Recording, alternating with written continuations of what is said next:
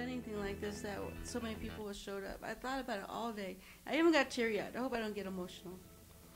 But it was kind of, it just kind of hit me kind of hard that all these people are going to show up for on my behalf, you know, because it's quite an accomplishment. I mean, I haven't done anything in 10 years other than take care of somebody else's kids because they were having bad times. And so I did that for 10 years. And then I thought, well, this is going to be my year.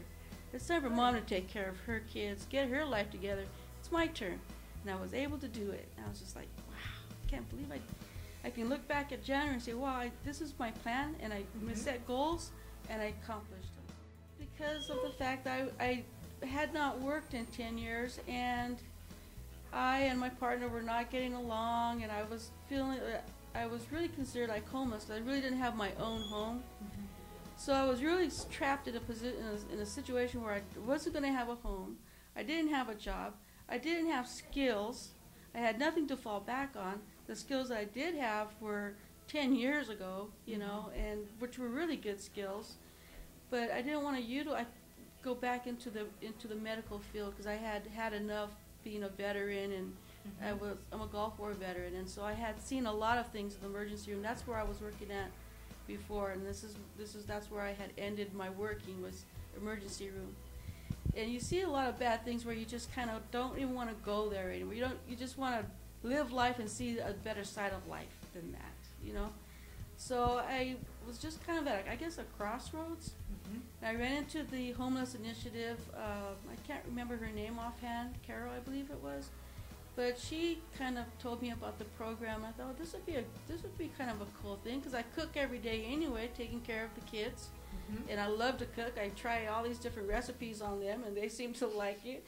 You know, I kind of dabbled in all the recipe books and kind of picked up some different things for them to try, vegetables and stuff. So I thought this ought to be really cool. So I thought, I'll try it.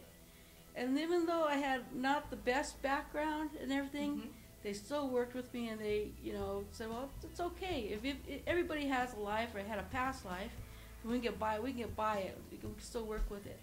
So I thought that would be great. So I started with the work options, and I had to retrain myself and refocus and let the kids know, well, you know, I'm not going to be here for you every day like I was before. I'm not going to be here to make your snacks, get you up in the morning.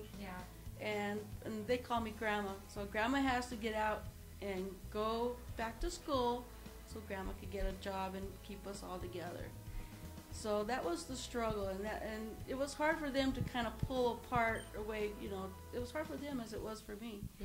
But it worked, and I kept going, and then during that time, I had found out I was diabetic. And that was really a throwback for me. I was like, wow, you know, I can't believe that I have this problem, and no wonder I'm feeling sick all the time. And I thought it was just because I was overworking with the kids or doing too much. But in that reality, I had a disease that I didn't know anything about and had no way of controlling. So I had to learn how to take care of myself and go do and finish what I thought what I wanted to do. So it was a trial at first, but I think I managed it. I think I was able to accomplish it, conquer it. It was my goal, and I succeeded in it. And it was something I wanted so bad. I think that's what the drive is, what kept me going every day, even though I was sick, and even though I had to go to the doctor appointment after doctor appointment at first, and go to different medications and different things, and my body was up. I was up, I was down, I was emotional.